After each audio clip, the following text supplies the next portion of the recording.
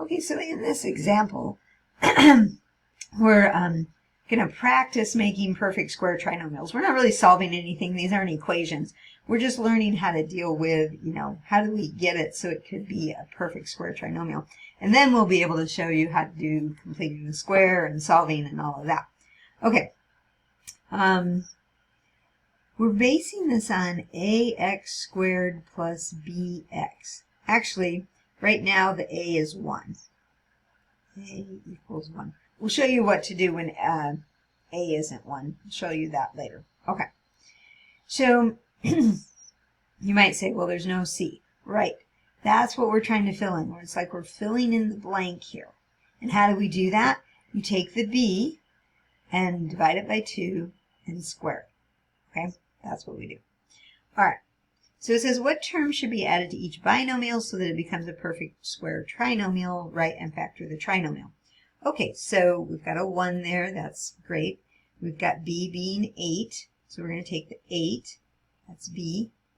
We're going to take 8. We're going to divide it by 2. And then we're going to square it. It's always the 2 steps. Divide by 2 and square it. So then I get 8 divided by 2 is 4. 4 squared is 16. Okay, so I'm going to add 16.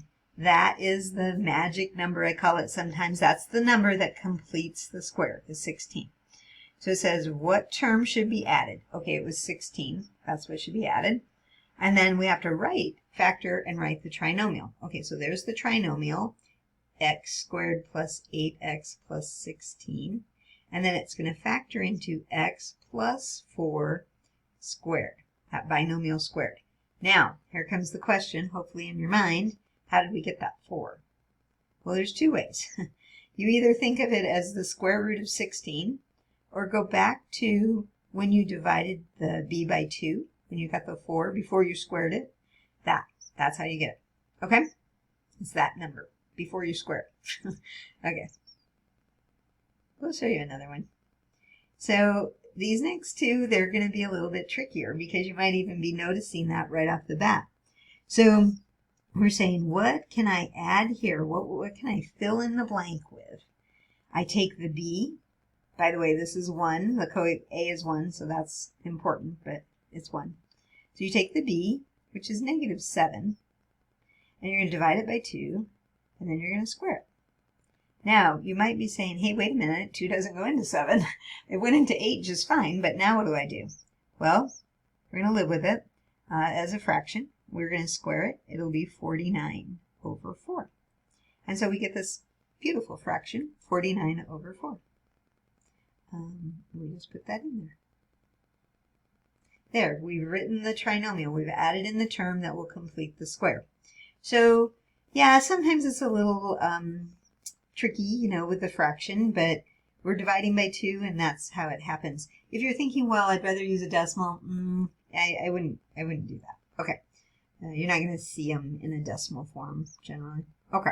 Now, how do I write this in a factored form? It's going to be x, because that's coming from the x squared. It's going to be minus, okay, because it is subtraction there. And I can also think about the term here. Before I squared it, it was minus 7 over 2. And so that's what it looks like. And we just live with the fraction. It's okay. All right. Well, now, this one's already got a fraction to begin with. Okay. So we're going to do the same process, though. We're saying, what can I add right here to complete the square? All right. And a lot of times when we're completing the square, they're not this difficult because we have a 4th method. Completing the square is our 3rd method. So we have factoring, we have the square root principle, and now we're working on completing the square. Okay. So you take your 3/5 and you're going to divide that by 2. And then you're going to square it. Well, how do you divide a fraction by 2? It's the same thing as multiplying by 1/2. So if it's already a fraction, I probably wouldn't even write that step. I would think, okay, multiply by 1/2, right? That's the same thing as dividing by 2. You can put 2 over 1 and then flip it over, keep change, flip, okay? Now, what's 3/5 times 1/2? Well, that's going to be 3/10. But I still have to square it, so I'm going to have 9 over 100. That is the number then. That's what I want to add. 9 over 100. Not really what I wanted to add, but that's what it is. So if I'm working on making a perfect square trinomial, that's the number I need. How do I write this in a factored form? It's going to be x plus, and then what did I have before I squared it? 3 over 10. And then that'll be squared. Okay, that's how we do it. So those were tricky. The first one wasn't too bad, but the next two, there is some fraction work involved. So we wanted to show you those as well. And then in the next video, we'll show you how we put this all together to solve a quadratic equation.